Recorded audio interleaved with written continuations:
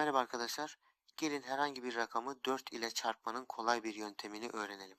Öncelikle rakamın ne olduğunu bulalım. 0 ile 9 arasında bir rakam, yani 0, 1, 2, 3, 4, 5, 6, 7, 8, 9. Şimdi çift rakamı bulalım. 2'ye bölünebilen herhangi bir rakam, yani 0, 2, 4, 6, 8. Tek rakamlar ise 1, 3, 5, 7, 9. Şimdi herhangi bir rakamı 4 ile çarpmaya başlayalım. Eğer rakam çift ise birler basamağındaki rakamı 10'dan çıkaracağız. Onlar basamağında ise rakamın basamağını 2'den çıkaracağız.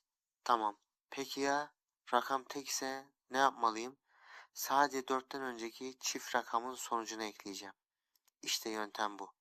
Lütfen fikrinizi belirtin ve çok teşekkürler.